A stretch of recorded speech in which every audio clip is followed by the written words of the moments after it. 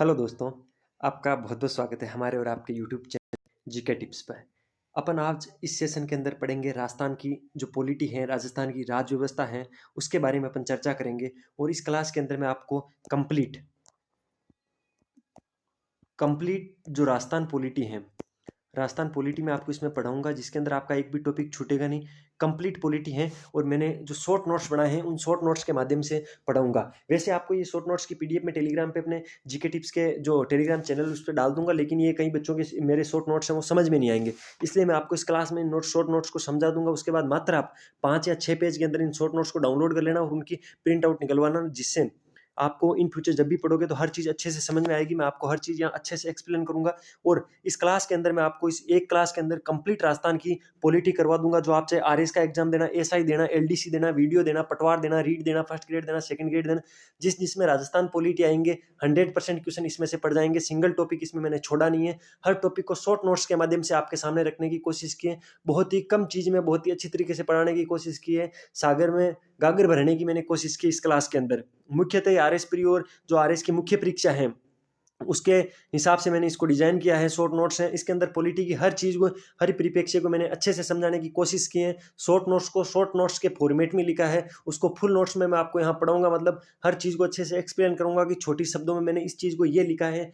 तो क्यों लिखा है। इसके लिए आप क्लास को लास्ट तक देखना, आपके बहुत ही काम की क्लास होगी। ठीक है, अगर आप इस चैनल पर नए हो तो चैनल को सब्सक्राइब कर देना, बेल वाले आइकन को दबाकर नोटिफिकेशन को ऑन कर लेना और टेलीग्राम चैनल जरूर ज्वाइन कर लेना। आप इस वीडियो के डिस्क्रिप्शन में टेलीग्राम चैनल की लिंक दे दूंगा, वहां से आप टेलीग्राम चैनल ज्वाइन कर लेना, या इस यूट्यूब चैनल के जीके टिप्स यूट्यूब चैनल के अबाउट सेक्शन में जाना, वहां टेलीग्राम का सिंबल मिलेगा, आप वहां से ज्वाइन कर सकते हो। अदरवाइज आप टेलीग्राम पे जाकर सर्च करना, जीके टिप्स नाम से अपना यही लोगो लगा हुआ एक टेलीग्राम चैनल आएगा, जिसके अंदर आप इसको ज्वाइन कर लेना। इसके अंदर आपको कंप्लीट डिटेल मिल जाएगी और मैं ये पीडीएफ वहां पे डाल दूंगा। बहुत ही शानदार पीडीएफ है, बहुत ही शानदार शॉर्ट नोट्स लिखे हैं। जैसे जैसे आप आगे पढ़ोगे आपके हर चीज अच्छे से समझ में आ जाएंगी। ठीक है, चलिए अपन क्लास को विधिवत रूप से शुरुआत करते हैं। रिपीट फायर क्लास होगी, जिसके अंदर मैं आपको कंप्लीट चीजें पढ़ाने की कोशिश करूंगा और हर चीज को मैंने शॉर्ट नोट्स में यहाँ उतारा है, जो आपको मैं अच्छे से समझा दूंगा।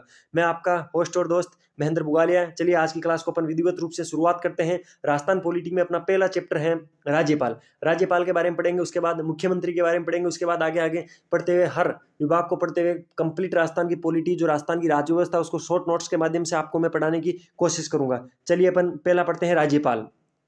ठीक है, राज्यपाल पढ़ते हैं। एक मिनट रुकिए, थोड़ा पीडीएफ आगे खिसक गई है। राज्यपाल, ठीक है। राज्यपाल जैसे अपना जो सेंट्रल के अंदर, केंद्र के अंदर राष्ट्रपति होता है, उसी की तर्ज पर यहाँ अपने जो राज्य होता है उसके अंदर राज्यपाल होता है। ठीक है, राज्यपाल जो पद है उसका उल्लेख मिलता है अनुच्छेद 153 में राज्यपाल के पद का उल्लेख मिलता है। पेन की थोड़ी साइज छोटी कर लेता हूँ, एक मिनट रुकिए। ठीक है, जो राज्यपाल है उसका पद का उल्लेख अनुच्छेद 153 में मिलता है और एक व्यक्ति एक से अधिक राज्य का राज्यपाल रह सकता है। जैसे मान लीजिए कि आप राज्यपाल हो, आप राजस्थान के साथ मध्य प्रदेश, गुजरात या किसी अन्य राज्य के भी राज्यपाल बन सकते हो। ठीक है, एक से अधिक के लिए जो 7वां जो संशोधन हुआ था सीए 1956 के अंदर, जो 7वां कॉन्स्टिट्यूट अमेंडमेंट हुआ था, उसके हिसाब से एक आदमी एक से अधिक राज्यों का राज्यपाल रह सकता है। और राज्यपाल पद का जो उल्लेख है वो अनुच्छेद 153 में मिलता है। अनुच्छेद 154 में समस्त कार्यपालिका शक्तियां निहित है। कार्यपालिका की जितनी भी शक्तियां हैं राज्यपाल के अंदर वो 154 नंबर अनुच्छेद में आती हैं। 155 नंबर अनुच्छेद के अंदर नियुक्ति व चयन, राज्यपाल की नियुक्ति कैसे होगी और उसका चयन कैसे किया जाएगा, वो अनुच्छेद 155 में है। तो राज्यपाल की नियुक्ति है वो केंद्र की अनुशंसा पर राष्ट्रपति के द्वारा की जाती है। केंद्र सरकार की अनुशंसा पर राष्ट्रपति के द्वारा राज्यपाल की नियुक्ति की जाती है और यह अनुच्छेद 155 के अंतर्गत आता है। ठीक है, अब अगला मैंने जो हेडिंग लगाई है वो लगाई है नियुक्ति क्यों, राज्यपाल की नियुक्ति क्यों की जाती है और इसके निर्वाचन के विपक्ष में कि इसके निर्वाचन नहीं करवाना चाहिए, इसके जो विपक्ष है उसमें तर्क क्या दे सकते हो आप। अगर आपसे क्वेश्चन पूछे कि राज्यपाल के निर्वाचन के विपक्ष में तर्क दीजिए, तो आप लिखोगे ये संसदीय शासन प्रणाली के प्रतिकूल है। जो संसदीय शासन प्रणाली है इसके प्रतिकूल है, अनुकूल नहीं है, प्रतिकूल है। संसदीय शासन प्रणाली के अनुकूल है। आवश्यक धन व समय का व्यय होता है जब राज्यपाल की नियुक्ति की जाती है, तो कहीं ना कहीं मनी का वेस्ट होता है और टाइम का वेस्ट होता है। ऐसा इसके निर्वाचन के विपक्ष में तर्क दे सकते हैं। सीएम राज्य की शक्ति का संघर्ष हो जाता है। सीएम और राज्यपाल हैं उनके बीच शक्तियों का संघर्ष हो जाता है कि सीएम के पास अलग शक्ति होती है, राज्यपाल के पास जो शक्ति होती है, उन दोनों के बीच उन शक्तियों को लेकर झगड़ा या संघर्ष की स्थिति देखी जाती है। केंद्र का राज्य पर नियंत्रण की चुनौती, केंद्र सरकार का राज्य पर नियंत्रण है उस पर चुनौती पैदा हो जाती है। निष्पक्ष व निस्वार्थ कार्य भावना की उपेक्षा, फिर निष्पक्ष और निस्वार्थ कार्य भावना है, उसमें भी कहीं ना कहीं कमी आती है। तो इसके विपक्ष में ये तर्क दे सकते हैं, जब विपक्ष में तर्क पूछे हैं तो पक्ष में भी तर्क पूछ सकते हैं। तो राज्यपाल का निर्वाचन क्यों किया जाना चाहिए, इसके पक्ष के तर्क मैंने लिखे हैं। इससे कार्य में रुचि बढ़ती है, संघीय व्यवस्था के अनुकूल है। संघीय व्यवस्था का मतलब क्या होता है, अपना जो राजस्थान की जो देश की व्यवस्था है वो कैसी है, केंद्र की ओर झुकी हुई संघीय व्यवस्था है। तो संघीय व्यवस्था के ये अनुकूल है, राज्य में सक्रिय भूमिका रहती है, राज्य अपनी मनमानी नहीं करता है। कहीं ना कहीं जो राष्ट्रपति उसका एक आदमी काम करता है तो राज्य में सक्रिय भूमिका निभाता है। राष्ट्रपति निर्वाचित हो तो राज्यपाल क्यों नहीं। जब इसके निर्वाचन को लेकर आपसे कोई पक्ष पूछे कि राज्यपाल का निर्वाचन होना चाहिए या इनकी वोटिंग माध्यम से होना चाहिए, तो निर्वाचन को लेकर जब राष्ट्रपति को निर्वाचित किया जा सकता है तो राज्यपाल को क्यों नहीं। ठीक है, अब इसके बाद अनुच्छेद 156 के अंदर राज्य के जो राज्यपाल है उसका कार्यकाल व पद मुक्ति है, कार्यकाल 5 वर्ष का होता है। राज्यपाल का कार्यकाल 5 वर्ष का होता है। अनुच्छेद 157 में जो राज्यपाल है उसकी योग्यता के बारे में लिखा गया है। योग्यता क्या क्या होनी चाहिए, भारत का नागरिक होना चाहिए, 35 वर्ष की आयु पूरी होनी चाहिए, संबंधित राज्य से नहीं होना चाहिए, जिस राज्य का है वो उस राज्य का राज्यपाल नहीं होगा। जैसे कोई राजस्थान का आदमी है तो राजस्थान में राज्यपाल नहीं बन सकता है। संबंध राज्य के सीएम की नियुक्ति की सलाह होती है। जब राज्यपाल की नियुक्ति की जाती है तो उस राज्य के जो मुख्यमंत्री होता है, सीएम होता है, उससे सलाह ली जाती है। ठीक है, तो ये योग्यताएं होनी चाहिए। अनुच्छेद 158 में क्या है, पद के लिए शर्तें। राज्यपाल का जो पद है उसके लिए कुछ शर्तें रखी गई है कि मतलब कौन सा आदमी है जो उस राज्यपाल के पद पर विराजमान हो सकता है। उसके लिए वो संसद या विधानमंडल का सदस्य नहीं होना चाहिए, वो संसद या किसी भी विधानमंडल का सदस्य नहीं होना चाहिए, लाभ के किसी अन्य पद पर नहीं होना चाहिए। लाभ के अन्य पद का मतलब है कोई भी सरकारी नौकरी वगैरह इन चीजों में नहीं होना चाहिए, लाभ के अन्य पद पर नहीं होना चाहिए। वेतन व भत्ते कार्यकाल के दौरान परिवर्तित नहीं होंगे, मतलब जिस वेतन और भत्ते पर उसका कार्यकाल शुरू किया गया है उसके पूरे कार्यकाल के दौरान उसके वेतन भत्तों में कोई भी परिवर्तन नहीं किया जा सकता है। 2 से अधिक राज्यों का राज्यपाल जो होता है उसका वेतन राष्ट्रपति तय करता है। ठीक है, 2 से अधिक राज्यों का भी कोई राज्यपाल होता है तो उसका जो वेतन है वो राष्ट्रपति तय करेगा। वेतन 3.5 लाख रुपए प्लस मुक्त आवास, रहने की फ्री व्यवस्था होती है। 3.5 लाख रुपए टैक्स फ्री इनको मिलते हैं। ठीक है, 3.5 लाख रुपए इनका वेतन होता है और मुक्त आवास होता है। ठीक है, अब जो 159 नंबर अनुच्छेद 159 है उसमें पद की शपथ दिलवाई जाती है कि पद के लिए शपथ है। शपथ का जो है 159 के अंदर है, राज्यपाल की शपथ का जो उल्लेख मिलता है वो अनुच्छेद 159 में मिलता है। और राज्यपाल को शपथ दिलाता है हाई कोर्ट का चीफ जस्टिस। जो हाई कोर्ट होता है, हाई कोर्ट का जो चीफ जस्टिस होता है, मुख्य न्यायाधीश होता है, वो उसको राज्यपाल को शपथ दिलवाता है। राज्यपाल है जो ईश्वर और सत्यनिष्ठा की शपथ लेता है। संविधान का विधि का परीक्षण, संरक्षण व प्रतिरक्षा करूंगा, इस नाम से शपथ लेता है। ईश्वर के साथ सत्यनिष्ठा की शपथ लेता है तथा इसके अक्षुण्ण बनाए रखने के संविधान वे विधि का परिरक्षण, संरक्षण, प्रतिरक्षण तथा इसके अनुरक्षण बनाए रखने की शपथ लेता है। राज्यपाल के पास शक्तियां कौन कौन सी होती हैं, तो राज्यपाल के पास कार्यकारी शक्तियां होती हैं, विधायी शक्तियां होती है, न्यायिक शक्तियां होती है, वित्तीय शक्तियां होती है और कुछ संविवेकीय शक्तियां होती है जो अपने विवेक से उन शक्तियों का यूज करता है। अब इनकी शक्तियों के बारे में अपन अच्छे से चर्चा करते हैं क्योंकि शक्तियों से क्वेश्चन पूछा जाता है। कार्यकारी शक्तियां कौन कौन सी हैं, तो राज्यपाल की कार्यकारी शक्तियां हैं, एक तो सीएम की नियुक्ति, मंत्रिपरिषद का गठन तथा सलाह पर। जैसे सीएम है, सीएम की नियुक्ति कौन करता है, तो वो करता है राज्यपाल। मंत्रिपरिषद का गठन, जब मंत्रिपरिषद का जो मुख्यमंत्री अपने मंत्रिपरिषद का जब गठन करता है तो राज्यपाल से सलाह जरूर लेता है। ठीक है, महाधिवक्ता है, महाधिवक्ता जो एडोनेटरी जनरल है, महाधिवक्ता है, उसकी नियुक्ति के लिए भी राज्यपाल जिम्मेदारी होता है, उनको शपथ दिलाता है। आरपीएससी सदस्य व अध्यक्ष, आरपीएससी के जो सदस्य हैं उनको सदस्य व अध्यक्ष दोनों को जो शपथ है वो दिलवाता है। लोकायुक्त को शपथ दिलवाता है, राज्य निर्वाचन आयुक्त को शपथ दिलवाता है, राज्य महिला आयोग को शपथ दिलवाता है, राज्य सूचना आयोग को शपथ दिलाने का काम करता है। इसके अलावा राज्य मानवाधिकार आयोग को भी शपथ दिलाता है। विश्वविद्यालय में कुलपतियों की नियुक्ति करता है। अनुच्छेद 167 के तहत सीएम से प्रशासनिक गतिविधियों की जानकारी मांग सकता है। एक तो जो विश्वविद्यालय हैं, जो यूनिवर्सिटीज हैं, उनके कुलपतियों की नियुक्ति भी यही करता है। और 167 अनुच्छेद के तहत सीएम है जो मुख्यमंत्री हैं उससे प्रशासनिक गतिविधियों की जानकारी मांग सकता है। इसके आगे क्या है, संवैधानिक आपातकाल की शक्ति का में विस्तार कर सकता है। जो अनुच्छेद 356 के अंदर संवैधानिक आपातकाल इमरजेंसी है उसकी शक्ति का विस्तार भी राज्यपाल कर सकता है। इसके बाद राज्यपाल के पास कौन कौन सी शक्तियां पढ़ते हैं, विधायी शक्तियां। राज्यपाल के पास कुछ विधायी शक्तियां होती है। विधायी शक्तियां क्या होती है, अनुच्छेद 174 विधानसभा का सत्र आहूत करना, अवासन करना व भंग की शक्ति होती है। विधानसभा है उसके सत्र को आहूत किया जा सकता है, अवसान किया जा सकता है या भंग करने की शक्ति है वो अनुच्छेद 174 के तहत राज्यपाल के होती है। अनुच्छेद 155 के तहत विधानसभा में अभिभाषण व संदेश की शक्ति होती है। अनुच्छेद 175 के तहत जो विधानसभा है उसके अंदर संदेश या अभिभाषण देने की शक्ति राज्यपाल के पास होती है। अनुच्छेद 176 के अंदर विधानमंडल में विशेष अभिभाषण जो स्पेशल स्पीच है उसके लिए विधानसभा को बुला सकता है। विधानमंडल के अंदर जो विशेष अभिभाषण है वो अनुच्छेद 176 के अंदर आता है। 200 अनुच्छेद 200 के अंदर विधेयकों पर सहमति देने की शक्ति होती है। 201 पर विधेयक राष्ट्रपति के विचार से सुरक्षित रख सकता है। जो राज्यपाल होता है वो अनुच्छेद 200 के तहत विधेयक को सहमति दे सकता है, और अनुच्छेद 201 के तहत विधेयक को अगर वो नहीं चाहता है कि मैं इसको सहमति नहीं दूं तो वो जो अपना राष्ट्रपति होता है देश का उसके विचार के लिए अपने पास सुरक्षित रख सकता है। अनुच्छेद 213 के तहत वो अध्यादेश लागू कर सकता है। अध्यादेश के बारे में आपने पॉलिटी पढ़ी है तो आप अच्छे से समझ रहे होंगे। जो भी ये पॉलिटी की टर्म्स इसमें आ रही है मैं इसलिए नहीं पढ़ा रहा हूँ, कहीं ना कहीं आपने पॉलिटी पढ़ी है, अगर नहीं पढ़ी है तो कमेंट बॉक्स में बता देना। इंडिया की पॉलिटी भी इस प्रकार से मैं शॉर्ट नोट्स के माध्यम से दे दूंगा। मेरे पास हर सब्जेक्ट की इस तरह के शॉर्ट नोट्स है जिनको आप एक दिन के अंदर कंप्लीट सब्जेक्ट को आप रिवाइज कर सकते हो, याद कर सकते हो। आगे आपको कौन से सब्जेक्ट के चाहिए वो मैं इस वीडियो के बाद में डिसाइड करूंगा। इस पर मुझे कितना आपका सपोर्ट मिलता है उस अकॉर्डिंग में आगे की कार्रवाई करूंगा। अगर आपका इसमें अच्छा सपोर्ट रहा तो मैं जल्द से जल्द जो इंडिया हिस्ट्री है, इंडिया हिस्ट्री की 3 क्लास लाऊंगा, जिसमें एक मॉडर्न की होगी, एक मिडाइवल की होगी और एक एंसेंट की होगी। उसके बाद में जियोग्राफी की लाऊंगा, जिसके अंदर मैं एक में फिजिकल जियोग्राफी और वर्ल्ड जियोग्राफी उसके शॉर्ट नोट्स प्रोवाइड करवा दूंगा। एक में इंडिया जियोग्राफी पढ़ा दूंगा, एक में राजस्थान जियोग्राफी पढ़ा दूंगा। बस अगर इसमें मेरे को प्यार मिलता है तो मेरे पास हर सब्जेक्ट के शानदार तरीके से शॉर्ट नोट्स लिखे हुए मैं आपके सामने प्रस्तुत करूंगा। हर चीज को अच्छे से समझाने की कोशिश करूंगा, ठीक है। एक जो मैं अपन ये शक्तियां पढ़ रहे हैं, विधायी शक्तियां, उनके अंदर राज्यपाल के अंदर जो राज्य विधान परिषद होता है, राज्य विधान परिषद कहीं कहीं पर होता है, कहीं पर विधान परिषद नहीं होता है, केवल विधान सभा होती है। जैसे राजस्थान में केवल विधानसभा है, ठीक है। तो विधान परिषद में 1/6 सदस्य मनोनीत होते हैं।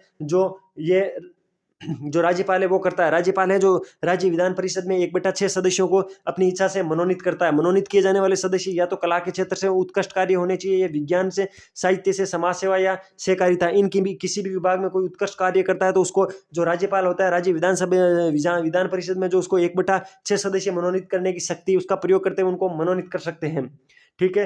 राज्यपाल है जो राज्य में वित्त आयोग का गठन करता है। सीएजी व आरपीएससी की रिपोर्ट विधानमंडल में रखवाता है। जो चीफ जस्टिस हैं और जो सीएजी हैं, ठीक है, सीएजी और आरपीएससी है, उनकी रिपोर्ट होती है जो विधानमंडल में रखवाता है। विधानसभा व विधान परिषद के क्रम से अध्यक्ष, उपाध्यक्ष व सभापति, उपसभापति का पद रिक्त होने पर अध्यक्षता हेतु नाम निर्देशित करेगा। इसका मतलब क्या होता है? इसका मतलब सीधा सीधा ये होता है, जब विधानसभा के अंदर तो कौन कौन से होते हैं, तो विधानसभा के अंदर जो अध्यक्ष होता है और उपाध्यक्ष होता है, उसी प्रकार जो विधान परिषद के अंदर सभापति और उपसभापति होता है, उनका पद अगर किसी कारण से रिक्त है तो उनका नया अध्यक्ष या सभापति कौन बनेगा उसका नाम भी निर्देशित राज्यपाल करने की शक्ति रखता है। न्यायिक शक्तियां राज्यपाल के पास कौन कौन सी होती हैं? तो अधीनस्थ न्यायालयों में न्यायाधीशों की नियुक्ति, जो छोटे अधीनस्थ न्यायालय हैं उनके अंदर जो न्यायाधीश हैं उनकी नियुक्ति करने की जो शक्ति है वो राज्यपाल के पास होती है। 161 समाधान की शक्ति, अनुच्छेद 161 के तहत राज्यपाल के पास समाधान की शक्तियां भी हैं। मृत्युदंड व कोर्ट मार्शल संबंधित सजा नहीं, जो मृत्युदंड और कोर्ट मार्शल की जो सजा है उनको ये कम नहीं कर सकता है, उनका समाधान ये नहीं कर सकता है। बाकी अनुच्छेद 161 के अंदर न्यायिक शक्तियों में राज्यपाल के पास समाधान की शक्तियां हैं, लेकिन वो मृत्युदंड व कोर्ट मार्शल संबंधी सजाओं पर लागू नहीं होती है। हाईकोर्ट में जज की नियुक्ति के समय राष्ट्रपति राज्यपाल से परामर्श करता है, अनुच्छेद 217 के तहत। अनुच्छेद 217 के तहत जब हाईकोर्ट के जज की नियुक्ति की जाती है तो उस समय राष्ट्रपति है वो राज्यपाल से परामर्श ले सकता है। अब कुछ मैं आपको वित्तीय शक्तियां बताता हूं। धन की शक्तियां कौन कौन सी राज्यपाल के पास होती है? प्रतिवर्ष बजट, विधानसभा में प्रतिवर्ष बजट रखवाने का काम राज्यपाल का होता है। राज्य वित्त आयोग का गठन भी राज्यपाल करता है। धन या वित्त विधेयक सदन में रखने की अनुमति, जब धन या वित्त विधेयक को पहले सदन में रखा जाता है उससे पहले राज्यपाल से जो है उसकी अनुमति ली जाती है। राज्य वित्त आयोग का गठन करेगा, प्रतिवर्ष बजट विधानसभा में रखवाता है और धन व वित्त विधेयक सदन में रखने से पहले अनुमति लेता है। राज्यपाल सिफारिश के बिना अनुदान की मांग नहीं रखी जाती है। अगर धन की मांग करनी है तो पहले राज्यपाल से अनुदान की मांग करनी होगी। राज्य की आकस्मिक निधि पर नियंत्रण होता है। राज्य के पास जो आकस्मिक निधि होती है उस पर राज्यपाल का नियंत्रण होता है। अब राज्यपाल की कुछ सविवेकीय शक्तियां हैं। राज्यपाल की सविवेकीय शक्तियों का मतलब है उन शक्तियों का प्रयोग राज्यपाल जो अपने खुद के विवेक से करता है। खुद के विवेक से कौन कौन सी शक्तियां हैं? तो सविवेकीय शक्तियों को अपन 2 भागों में बांट सकते हैं, जिसमें से कुछ संविधान प्रदत्त हैं, कुछ परिस्थितिजन्य हैं। संविधान प्रदत्त का मतलब है सविवेकीय कुछ शक्तियां जो संविधान ने दे रखी हैं, कुछ शक्तियां ऐसी है जो संविधान ने नहीं दे रखी है, लेकिन ऐसी कोई परिस्थिति बन जाए जिसके अंदर उन शक्तियों का प्रयोग करना चाहिए तो उन स्थिति के अंदर उन परिस्थितिजन्य सविवेकीय शक्तियों का प्रयोग किया जाता है। संविधान प्रदत्त है, राज्यपाल को दी सलाह प्रसंगत नहीं होगी। इसके तहत राज्यपाल को कोई भी सलाह, अगर कोई सलाह देता है तो इसका कहीं पर भी कोई भी क्वेश्चन मार्क नहीं किया जा सकता। न्यायालय में चुनौती नहीं दी जा सकती, न्यायालय में चुनौती नहीं दी जा सकती। परिस्थिति जन्य केस हैं, जिससे कहीं स्पष्ट बहुमत नहीं है तो ये अपनी सविवेक शक्तियों का प्रयोग में कर सकता है। जनहित में, एक मिनट, ये मैं थोड़ा सिस्टम को चार्ज लगवा देता हूं। ठीक है, ठीक है, अपन पढ़ रहे हैं सविवेक के शक्तियां, उसके अंदर अपन परिस्थिति जन्य पढ़ रहे हैं। ठीक है, अविश्वास प्रस्ताव पारित हो जाए, अगर किसी भी सीएम के प्रति अविश्वास प्रस्ताव अगर पारित हो जाए, उसमें परिस्थिति जन्य शक्तियों का प्रयोग किया जाता है। सरकार के अस्तित्व पर खतरा आ जाए, मान लो किसी राज्य का राज्यपाल है, वहां की जो सरकार है उसकी जो अस्तित्व है उस पर खतरा आ जाए, तो वह परिस्थिति जन्य सविवेक शक्तियों का प्रयोग किया जा सकता है। 356 की रिपोर्ट में भी सविवेक शक्तियों का प्रयोग किया जा सकता है। इसके आगे क्या है,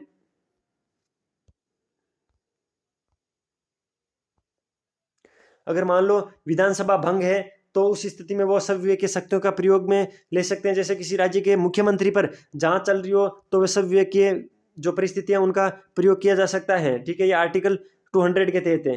ठीक है, राज्यपाल की दोहरे ताज की स्थिति, राज्यपाल की दोहरे ताज की स्थिति क्या है, केंद्रीय योजनाओं के क्रियान्वयन की सूचना है, जो केंद्रीय योजनाएं हैं उनके क्रियान्वयन की सूचना भी राज्यपाल देता है। आपातकाल के अंदर राज्यपाल की शक्तियां, उसकी स्थिति बढ़ जाती हैं। आर्टिकल 371 है, शेड्यूल 5 है, इनके अंदर भी राज्यपाल की जो दोहरे ताज की शक्तियां उनमें वृद्धि हो जाती है। आर्टिकल 356 के तहत जो आर्टिकल 356 कब लगा था, तो एक बार संपूर्णानंद के समय 1967 में लगा था, वेदप्याल तागी के समय 1977 में लगा था, रघुकुल तिलक के समय 1980 में लगा था और चेन्ना रेड्डी के समय 1992 में लगा था। ठीक है, राजस्थान के अंदर आज तक महिला राज्यपाल कौन कौन सी बन रखी है, तो प्रतिभा देवी सिंह पाटिल है जो 2004 से 7 के बीच में राज्यपाल रही है। श्रीमती प्रभा राव है जो 2010 तक राज्यपाल रही है। श्रीमती मार्गरेट आलवा है जो 2012 से 14 तक राज्यपाल रही है। ये राज्यपाल को लेके एक पेज था जिसमें राज्यपाल की हर चीज को मैंने स्पष्ट तरीके से लिखा है और मैंने थोड़ा स्पीड में समझाने की कोशिश की, क्योंकि मैं चाहता हूँ एक क्लास के अंदर आपकी संपूर्ण पॉलिटी करवाना चाहता हूँ, तो मैं इसीलिए करवाना चाहता हूँ। मैंने क्या चीज लिखी है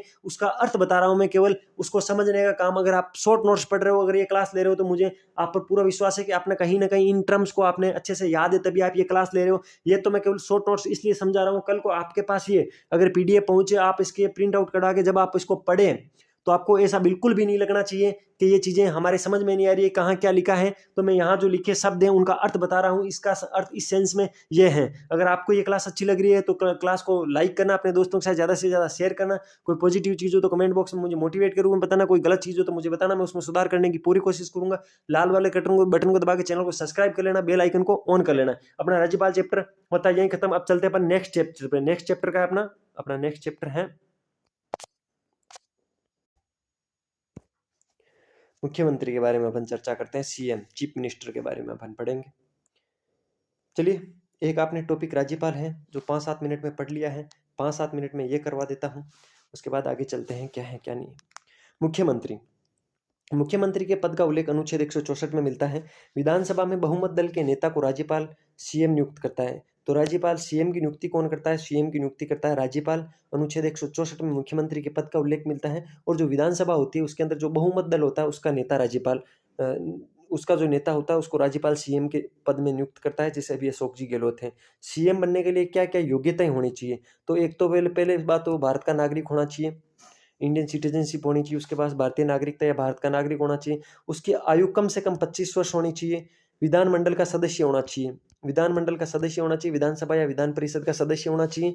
शपथ इसको राज्यपाल दिलाता है, मुख्यमंत्री को शपथ राज्यपाल दिलाता है। इसका कार्यकाल राज्यपाल के प्रसाद पर्यंत तक बना रहता है। वैसे नॉर्मली 5 साल होता है इसका कार्यकाल है, लेकिन राज्यपाल के प्रसाद पर्यंत तक बना रहता है। जब तक राज्यपाल चाहता है तब तक ये बना रहता है। आपको यही लिखना है, क्वेश्चन में आए तो ठीक है। वेतन विधानमंडल के द्वारा निर्धारित किए जाते हैं। अभी हाल फिलहाल 50,000 रुपये इसका मंथली वेतन है और जो विधानमंडल है उसके द्वारा इसका निर्धारण किया जाता है। ठीक है, अब जो मुख्यमंत्री हैं उसके पद को बना दिया है, उसके बारे में शपथ इसकी बता दी है, इसकी योग्यता बता दी है, इसका कार्यकाल मैंने आपको बता दिया है और इसके वेतन भत्ते मैंने आपको बता दिए हैं। अब जो मुख्यमंत्री है उसके बारे में है, मुख्यमंत्री की भूमिका क्या है और ये क्या कार्य करता है।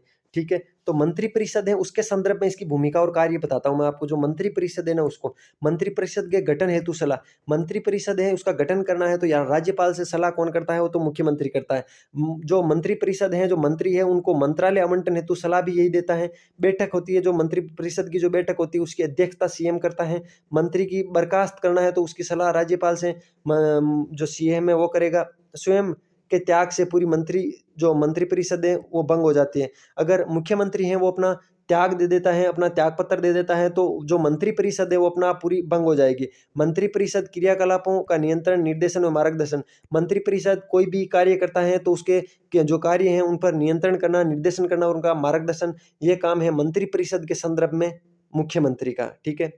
अब राज्यपाल के संदर्भ में मुख्यमंत्री का क्या काम है, राज्यपाल है के लिए मुख्यमंत्री क्या काम करता है। ठीक है।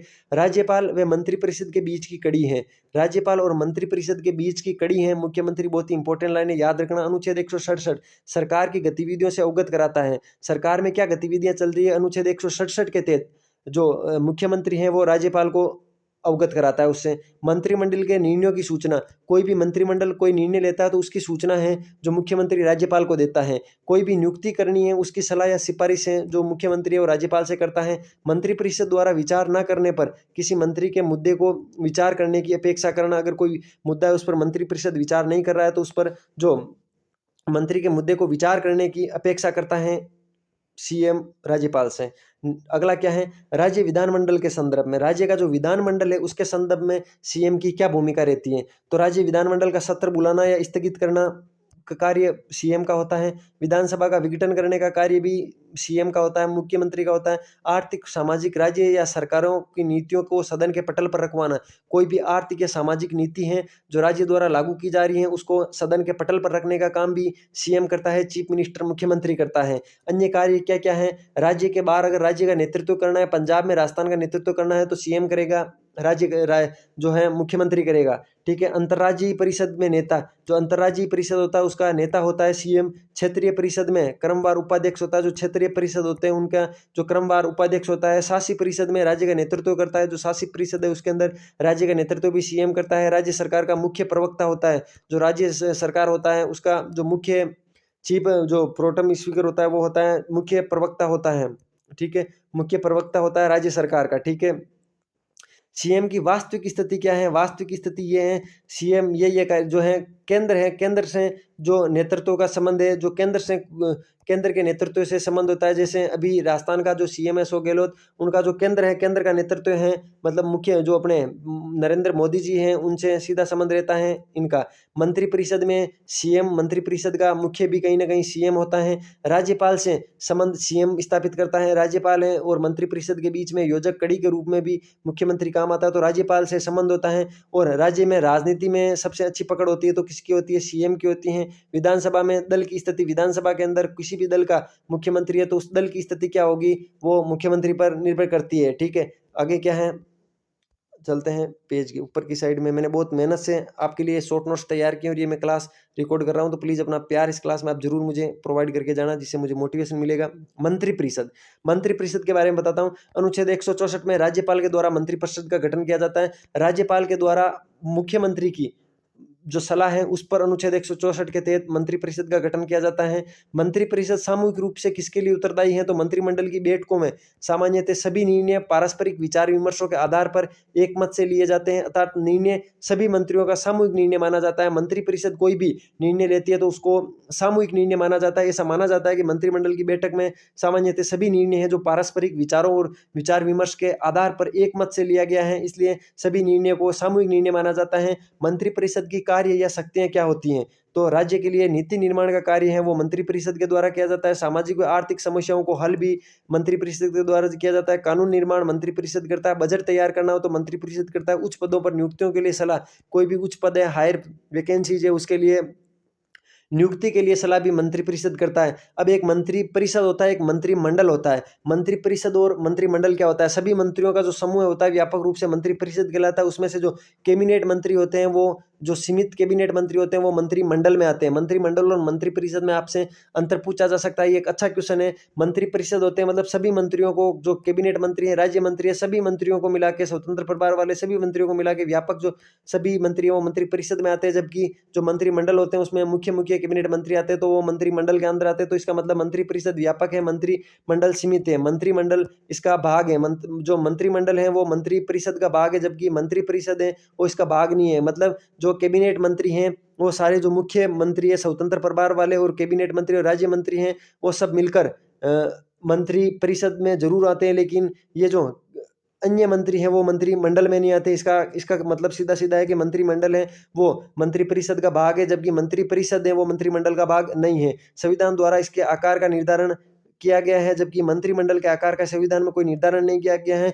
औपचारिक निर्णय में सभी मंत्री हैं जो शामिल होते हैं, जबकि मंत्रिमंडल के निर्णय में, वास्तविक निर्णय में केवल कैबिनेट मंत्री व राज्य मंत्री जिनके पास स्वतंत्र प्रभार है वही शामिल होते हैं। इनकी जो मंत्रिपरिषद है उसकी बैठक 3 माह में एक बार होती है, जबकि जो मंत्रिमंडल होती है उसकी साप्ताहिक बैठक होती है। ठीक है, अब एक नया पद और है, संसदीय सचिव। उसके बारे में आपको छोटी सी जानकारी रखनी है। ये एक राजनीतिक नेतृत्व वाला पद है, संसदीय सचिव, जो एमएल सुकाड़िया के द्वारा प्रारंभ किया गया था, मोहनलाल सुकाड़िया के द्वारा प्रारंभ किया गया था, जिनकी नियुक्ति सीएम करता है, शपथ भी सीएम दिलवाता है, और इसका दर्जा राज्य में कैबिनेट मंत्री के बराबर होता है संसदीय सचिव का। अब सचिवालय के बारे में आपको चीज बताता हूँ। सचिवालय क्या होता है? शॉर्ट नोट्स के माध्यम से राजस्थान पॉलिटी पढ़ा रहा हूँ, और एक ही क्लास में राजस्थान पॉलिटी पूरी कंप्लीट कर दूंगा। सिंगल क्वेश्चन कहीं से बाहर नहीं जाएगा, बस आप इस क्लास को पूरा देखना। मैंने बहुत मेहनत की इस क्लास के लिए, लंबे समय से इस क्लास के लिए मैं डिजाइन कर रहा हूँ। अब जाके ये क्लास आपके पास आ पाइए, तो आप पूरा अपना प्यार उठाइए, वीडियो को लाइक कीजिए, अपने दोस्तों के साथ शेयर कीजिए, कमेंट बॉक्स में बताइए कोई अच्छी चीज़ लगती है तो, कोई बुरी चीज़ लगती है तो वो भी कमेंट में छापिए, जिससे मैं उसमें सुधार करने की कोशिश करूंगा। चैनल को सब्सक्राइब जरूर कर लेना। हर सब्जेक्ट को मैं इस फॉर्मेट पर केवल इसी चैनल पर पढ़ाऊंगा, तो इस चैनल को सब्सक्राइब जरूर कर लेना। ठीक है, सचिवालय के बारे में अपन बात करते हैं। सचिवालय क्या है? इंडिया के अंदर जो सचिवालय है उनका सूत्रपात अंग्रेजों ने किया था। जो भारत है उसके अंदर सचिवालय का जो सूत्रपात है वो अंग्रेजों ने किया था। नौकरशाही शक्ति तथा उच्च प्रशासनिक प्रक्रियाओं का शीर्ष स्तर होता है सचिवालय। ठीक है, अब सचिवालय के बारे में मैं आपको एक चीज बता देता हूँ। 1843 में राज्य सचिवालय की नींव बंगाल में रखी गई थी। सबसे पहले जो राज्य सचिवालय है कि हर राज्य में एक सचिवालय होना चाहिए, उसकी नींव बंगाल में 1843 में रखी गई थी। अब राजस्थान सचिवालय के बारे में बात करते हैं। 1949 में जयपुर में जो भगवान दास बैरक है उसके अंदर राज्य सचिवालय की स्थापना की गई थी। 1949 जयपुर याद रखना, वेरी इंपॉर्टेंट है, जिसके अंदर 67 विभाग आते हैं। राजस्थान सचिवालय में 67 विभाग आते हैं, जिनके कार्य का निर्धारण राज्यपाल करता है। जिसके कार्यों का निर्धारण राज्यपाल करता है। 1949 में जयपुर भगवान दास बैरक के अंदर 67 विभागों के द्वारा राजस्थान सचिवालय का निर्धारण किया गया, जिनके कार्यों का निर्धारण राज्यपाल के द्वारा किया जाता है। अब सचिवालय का अर्थ क्या होता है? कब से सचिवालय कर रहा हूँ, तो सचिवालय का अर्थ मैंने यहाँ लिखा है, राज्य सरकार के समस्त विभागों, जो राज्य सरकार के जितने भी विभाग है, कृषि विभाग हो गया, शिक्षा विभाग हो गया, कोई सा भी विभाग है, तो राज्य सरकार के सभी विभागों के राजनीतिक व प्रशासनिक कार्यपालक जिस कार्यस्थल पर बैठकर नीति व कानून का निर्धारण करते हैं वो ही सचिवालय कहलाता है। सचिवालय की अगर आपसे परिभाषा पूछ ले 15 शब्द में, तो आप सीधा सीधा ये लिखोगे कि राज्य सरकार के समस्त विभागों के राजनीतिक व प्रशासनिक कार्यपालक जिस कार्यस्थल पर बैठकर नीति व कानून निर्धारण करते हैं वो सचिवालय कहलाता है। सचिवालय का मुख्य होता है, जो मुख्य सचिव होता है, चीफ सेक्रेटरी जिसको बोलते हैं, CS बोलते हैं, चीफ सेक्रेटरी बोलते हैं, जो अभी उषा शर्मा है वर्तमान में। इससे ये महिलाएं, इससे पहले कुशाल देवी महिला रही है, इस 2 ही महिलाएं राजस्थान में चीफ सेक्रेटरी रही हैं। तो सचिवालय का मुख्य होता है जो मुख्य सचिव होता है। ठीक है, राज्य प्रशासन के बारे में मैं आपको कुछ चीजें बताता हूं जो आपको याद रखनी है। राज्य प्रशासन के बारे में एक होता है मंत्री। ठीक है, मंत्री के पास मंत्रालय होता है, जो जन इच्छा के प्रतीक होते हैं, जनता की इच्छा के प्रतीक होते हैं मंत्री, और उनके पास मंत्रालय होता है। सचिव होता है जिनके पास सचिवालय होता है, और वो एक जैसे बॉडी में मस्तिष्क काम करता है वैसे सचिवालय है जो राज्य प्रशासन में काम करता है, जिसके अंदर सचिव बैठता है, जिसका सचिवालय का प्रमुख सचिव होता है, और जो बॉडी में मस्तिष्क काम करता है हर चीज को नियंत्रण करने का, वैसे ही सचिवालय है जो हर चीज को नियंत्रण करता है सचिव के माध्यम से। जैसे कोई मंत्रालय होता है उसका प्रमुख मंत्री होता है जो जन इच्छा के प्रतीक होते हैं। ठीक है, इन दोनों का सचिवालय और मंत्री मिलकर नीति व कानून का निर्धारण करते हैं कि ये नीति बनाएंगे, इस प्रकार से बनाएंगे, इसका निर्धारण करते हैं। अब कार्यकारी जो होते हैं वो निर्देशालय होते हैं। निर्देशालय इनके हाथ पैर का काम करते हैं। जैसे हमारी बॉडी में हाथ पैर काम करने का काम आते हैं, वैसे ही जो निर्देशालय है वो कार्य करने की एक इकाई है, और इसका काम है जो नीति व कानून का निर्धारण मंत्री व सचिव ने मिलकर किया था उसको लागू करना, जो है वो निर्देशालय का काम है। अब आप हर चीज को अच्छे से समझ गए होंगे, मुझे आपसे ये उम्मीद है। चलिए आगे चलते हैं। आगे क्या है? प्रशासनिक, राजस्थान की प्रशासनिक संरचना कैसी है, क्वेश्चन के अंदर ये दे रखा है। प्रशासनिक संरचना ऐसी है, राजस्थान का जो प्रशासनिक में सबसे हेड है वो मुख्य सचिव है, उसके बाद अतिरिक्त मुख्य सचिव आता है, उसके बाद प्रमुख शासन सचिव आता है, उसके बाद सचिव आता है, उसके बाद अतिरिक्त या विशिष्ट सचिव आता है, उसके बाद संयुक्त सचिव आता है, उसके बाद उप सचिव आता है, उसके बाद सहायक सचिव आता है, उसके बाद कार्यालय अधीक्षक या अनुभाग अधिकारी आता है। ठीक है, तो राज्य के अंदर जो सचिवालय है उसकी स्थिति इस हायरार्की में है। इस हायरार्की को कभी भी पूछा जा सकता है, ऊपर से नीचे पूछ सकते हैं, नीचे से ऊपर पूछ सकते हैं। तो आपको इसको याद रखना है। सबसे ऊपर होता है मुख्य सचिव, उसके बाद होता है अतिरिक्त मुख्य सचिव, उसके बाद होता है प्रमुख शासन सचिव, उसके बाद होता है सचिव, उसके बाद होता है अतिरिक्त या विशिष्ट सचिव, उसके बाद होता है संयुक्त सचिव, उसके बाद होता है उप सचिव, उसके बाद होता है सहायक सचिव, उसके बाद होता है कार्यालय अधीक्षक या अनुभाग अधिकारी। ठीक है, नेक्स्ट क्वेश्चन पे चलते हैं। आवश्यक महत्व है, इस सचिवालय की उसकी आवश्यकता क्यों पड़ी, इसका महत्व है, क्यों आवश्यक है। तो मंत्री के पास तकनीक व समय का अभाव होता है। जो मंत्री होता है उसके पास तकनीक और समय उसका अभाव होता है, इसलिए सचिवालय की स्थापना की गई। शासन संचालन का पूर्ण ज्ञान व कौशल की कमी, जो मंत्री परिषद होता है, जो मंत्रालय होता है, जो मंत्री होता है, उसके पास शासन को चलाने के लिए पूर्ण ज्ञान और कौशल की कमी होती है, जबकि सचिवालय के पास सब पढ़े लिखे शिक्षित होते हैं तो उनको ये ज्ञान होता है। राजनीतिक सरकारें ए स्तर होती है जबकि सचिवालय स्तर होता है।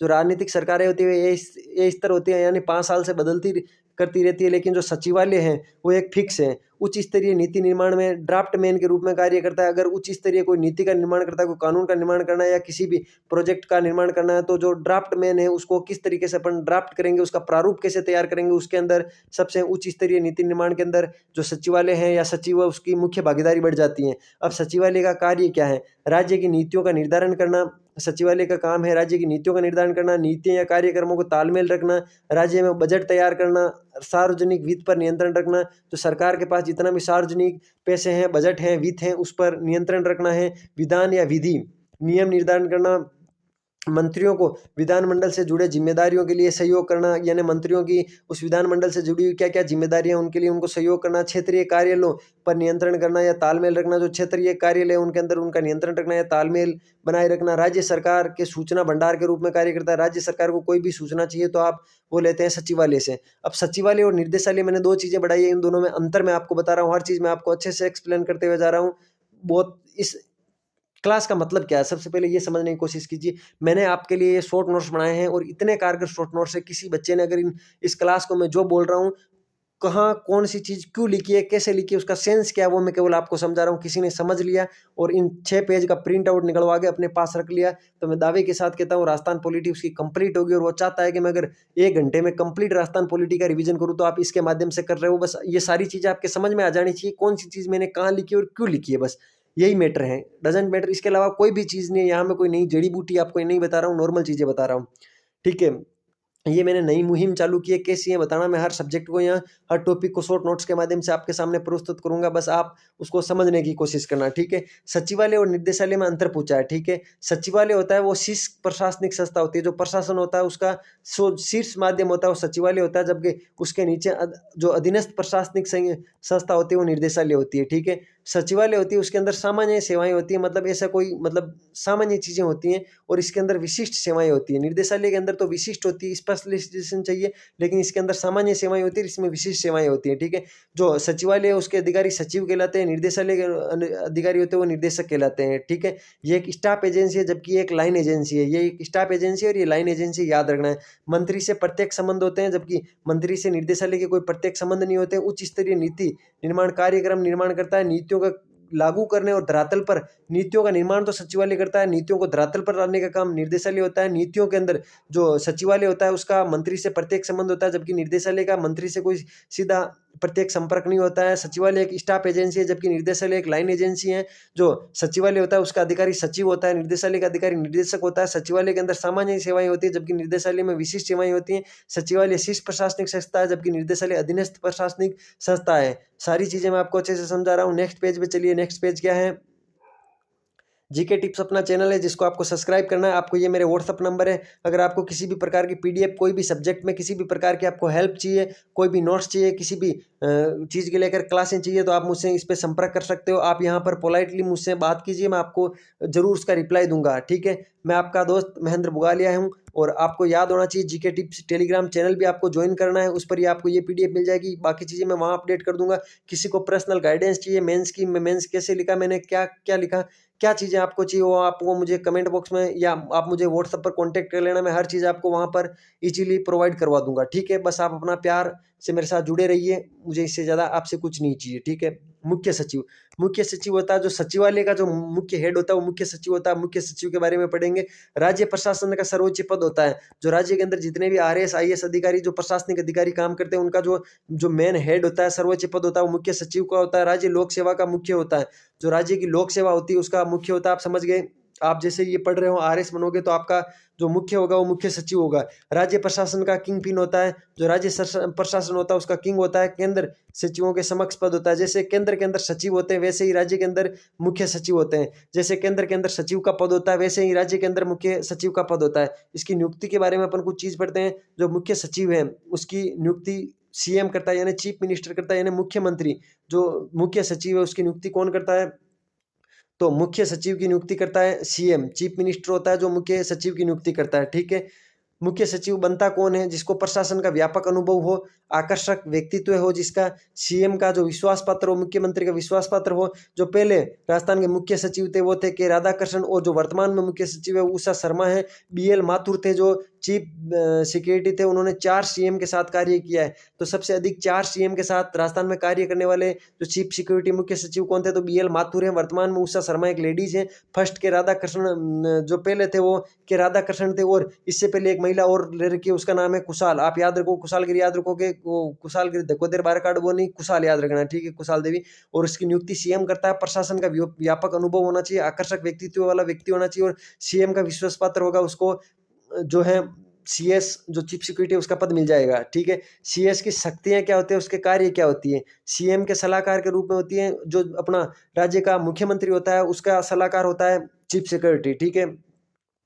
सीएम का प्रधान सलाहकार होता है। प्रशासन संबंधी नीतिगत मुद्दों पर परामर्श देने का कार्य करता है। सचिव सीएम के मध्य की कड़ी के रूप में कार्य करता है। सचिव होता है और जो सीएम होता है उसके मध्य की कड़ी के रूप में कार्य करता है।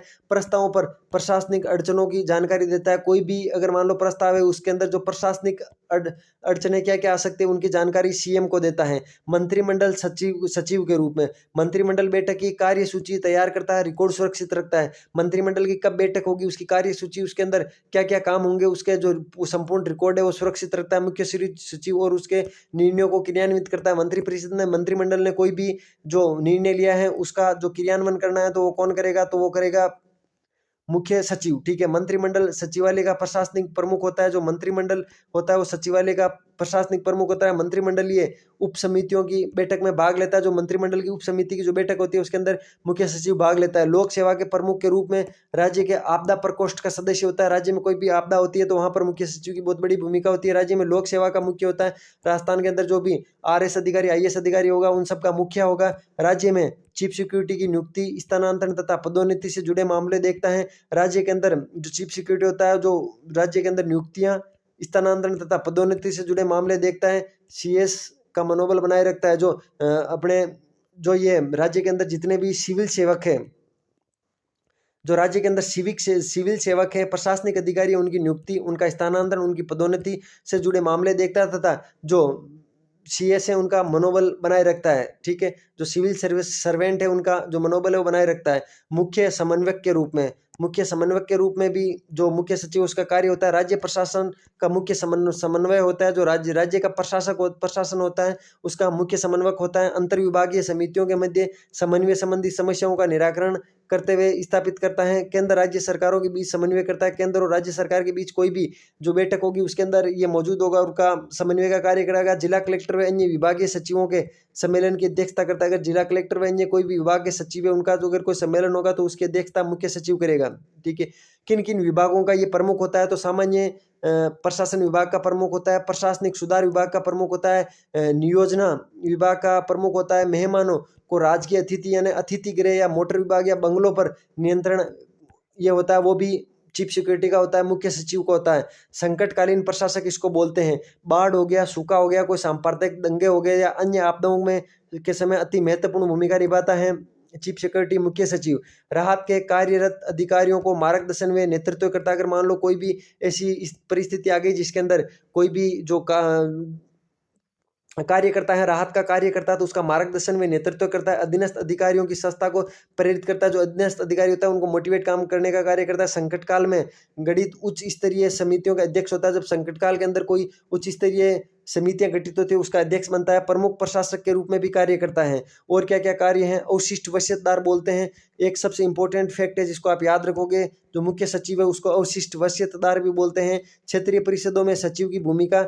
क्षेत्रीय जो परिषद होते हैं उसके अंदर भी सचिव की अहम भूमिका होती है। संपूर्ण सचिवालय को नियंत्रित व निर्देशित करता है। जो संपूर्ण सचिवालय होता है उसको नियंत्रण में निर्देशित करता है। केंद्र व अन्य राज्य सरकारों के मध्य कड़ी का कार्य करता है। केंद्र सरकार व अन्य जो राज्य सरकार है उनके साथ राज्य की ओर से जो कड़ी का कार्य करता है यही करता है। राज्य प्रशासन का प्रवक्ता होता है। जो राज्य का प्रशासन होता है उसका प्रवक्ता होता है, उसका स्पीकर होता है। अनुच्छेद 356 लगता है जब आपातकाल लगता है उसके दौरान राज्यपाल का प्रमुख सलाहकार बन जाता है। जब आपातकाल लगता है तो राज्य सरकार है, जो राज्यपाल है उसका प्रमुख सलाहकार मुख्य सचिव बन जाता है। राज्य सरकार का जनसंपर्क अधिकारी के रूप में कार्य करता है। राज्य सरकार का जनसंपर्क अधिकारी भी मुख्य सचिव होता है।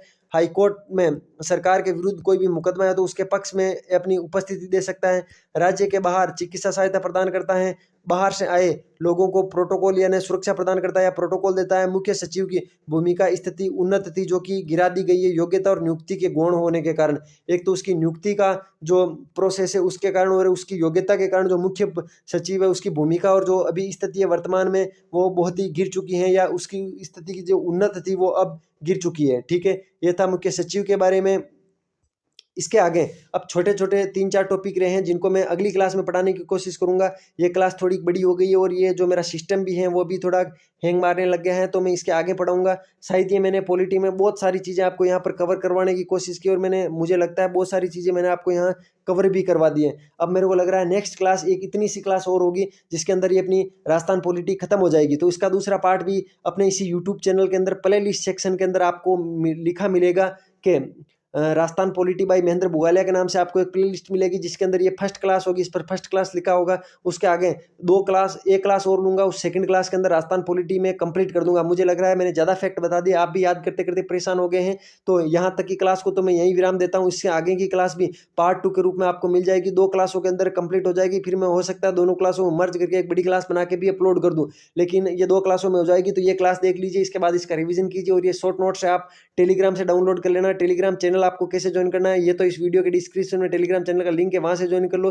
नहीं तो इस वीडियो के अबाउट सेक्शन में जाओ, वहां टेलीग्राम का सिंबल मिलेगा, वहां से ज्वाइन कर लेना। नहीं तो टेलीग्राम पे जाके जीके टिप्स सर्च कर लेना, वहां आपको ये अपना टेलीग्राम चैनल मिल जाएगा जहां पर ये आपको पीडीएफ मिल जाएगी। इसके अलावा अगर क्लास आपको अच्छी लगी तो प्लीज वीडियो को लाइक करना, अपने दोस्तों के साथ से ज्यादा शेयर करना है। कोई अच्छी चीज लगी तो कमेंट बॉक्स में बताना है मोटिवेट करने के लिए। कोई बुरी चीज लगी तो मुझे फीडबैक के रूप में दे देना, मैं उसमें सुधार करने की पूरी कोशिश करूंगा। चैनल को लाल वाला बटन दबा के सब्सक्राइब जरूर कर लेना, बेल आइकन को दबाकर नोटिफिकेशन ऑन कर लेना।